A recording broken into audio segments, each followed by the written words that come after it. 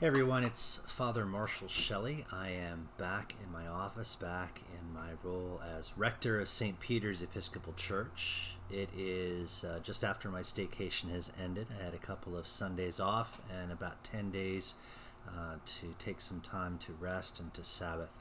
So it's good to be back in the fold, back in the pocket, and thinking about what comes next for St. Peter's, for the ministry we share, for the work and witness we bear in the name of Christ to our communities. So a couple of things just to update you on what's happening. This coming Monday, the vestry meets, and we are in the midst of the beginning of our annual stewardship drive. So you will be receiving a letter from me shortly introducing this coming fall's annual drive, as well as inviting you to participate in it.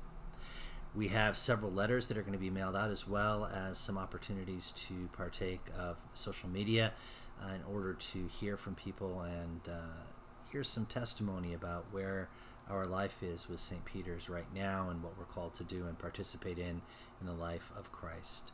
One of the great pieces of news I'm happy to offer to you is that your support as people who have committed to the care, nurture, and growth of our parish life continues to flow towards us, and we are doing pretty well in terms of upholding the life of Christ we're called to maintain in good stewardship of the ministry and work of the church in the midst of being separated from each other because of this continuing pandemic. So thank you very much for that. There are some more hard numbers that will be released in the upcoming e-news. You'll be able to take a look at those, but just hear from me just a note of thanks that we are so grateful, and really we welcome the support you are giving us and the care that you are extending through us that we can offer to others. So some things that are happening. First off, we continue to have outside worship this coming Sunday, as well as Sundays moving into the fall, September and October for sure.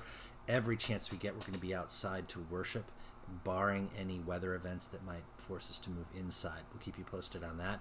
Please use Sign Up Genius to participate in services, and we're happy to have you just make sure that you have your information on file with us so that we can maintain safe contact tracing and make sure that everyone is properly socially distanced for us to have worship together. We continue to offer worship online on Sunday mornings as well. That's live, as well as tape delayed onto YouTube, and our YouTube channel has grown to 120 subscribers. Please, if you haven't already subscribed to our YouTube channel, do that as well. The midweek services continue to be streamed. We have resumed those after my break. That is Monday through Thursday at 9 a.m. and 5 p.m. for morning and evening prayer, as well as a Wednesday noonday prayers, which is informal and live on Facebook, and you can catch that later on YouTube.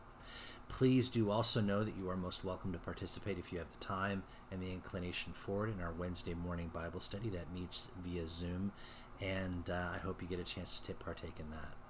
One of the things I'm very excited about, this particular message is going out to you with a new format for our e-news. I want to thank Megan Wright and Laura Bonamici for working so hard on that. They've really created a new document that's going to be more readable online. Of course, it means there are going to be a few more clicks to click on in order to get more information, but we're very excited to see that coming out and coming online.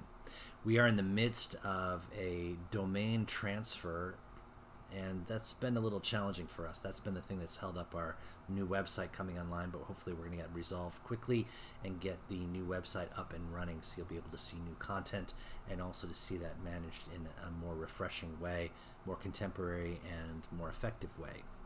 So all of that leads me around to giving thanks for Community Folk Ministries and our outreach, as well as our thrift shop. The thrift shop continues with its expansion model, and we continue to do very well with that. The income stream is good, but also the support we're able to offer the community with these inexpensive goods being able to be transferred to their care and their use has been a real blessing for us. Our community supper runs literally at capacity. We've kissed the ceiling in terms of being able to serve the number of meals we produce, which is great news. People are driving up to get food to take home or to take to their neighbors, and we're happy to provide that. So I want to thank our volunteer cooks, our volunteer kitchen coordinators, and also our runners who are continuing to offer their support. Alice's Cup is in the midst of starting some renovations. We just completed renovations of the back storeroom where we store extra food, and we're working on getting some renovations done in the main body of the actual pantry so that that'll be safer and more secure for all. So we're very happy and excited about that. We've been there over 5 years now, and we've really put the building through its and the room through its paces. So a little refreshment won't hurt anybody. In fact, we're looking forward to that.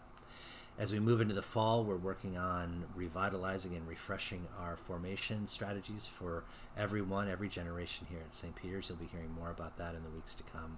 And then finally, thinking about everybody who is starting a new academic year, who may be starting a new job, who may be starting a new chapter in this journey we've all been taking together in the midst of pandemic. I have our word for the day. And the word for the day is a contemporary one. It's bandwidth. It has been impressed upon me in our recent switch for internet service providers that bandwidth is incredibly important as a infrastructure element in life, in ministry, in mission, just in our general way we're able to deal with things. Bandwidth is that amount of energy that's made available so that we can move things in our brains, in our hearts, on our computers from here to there at an acceptable rate. It causes things to load effectively, it causes them to upload effectively and to download effectively. And it limits the amount of time that we're having to sort of sit and wait and churn and worry. I'm very deeply aware of how limited my own bandwidth had become through the course of the pandemic efforts that we had all been engaged in, and some of the refreshment I was able to get, and also some of the refreshment I wasn't able to obtain during my staycation. I was able to catch up on some sleep, to eat some food and rest and refresh, but also I'm still aware that I feel depleted, and it's been part of that journey we've been undertaking together to acknowledge not only the fact that we've been able to get a lot done, but also to be able to release the things that we just haven't had the energy for. We haven't had the bandwidth for, to be able to process, think, dream, plan, and affect, and reflect upon. So my word for the day is bandwidth, and to think about ways in which you can be a better steward of your bandwidth, to be able to put energy and attention and focus and reflection and mindfulness into the places and slots where they need to be, so that you have enough bandwidth to deal with and put priority on and claim ownership of, and really to focus on in order to meet your own expectations of yourself, but also to be able to support and care for and nurture the expectations that others may have of your time, of your energy, of your attention, and of your affection. So be aware, it is not an easy thing to manage. Bandwidth can disappear in an instant if you put too much into it, and at the same time, bandwidth can also be limited by the circumstances that you find yourself in. And as always, we're always interacting with other people. The amount of energy and time and space and attention that we're able to offer are also countered by what other people are able to tender to us. So be mindful in these coming days, these weeks. Be mindful of the bandwidth that you're consuming in your own life and nurture it. Don't hoard it, but pour it out in good form and in good fashion so that it is to the benefit and grace of your own health and well-being, those you love and know, and also those around you whom you are called to serve and care for. And be aware that bandwidth is a gift you can grant. The ability that you have to tender a portion of yourself to others is a profound testimony to the fact that we acknowledge that we are all part of one body, the body of Christ in this world, and that we are called to nurture each other as we prepare for the next. So thank you so much. I appreciate your time. Please join us on Sunday morning at 9 a.m. for worship, and we'll see you either online or in person. So take care, God bless, and we'll see you later. Bye-bye.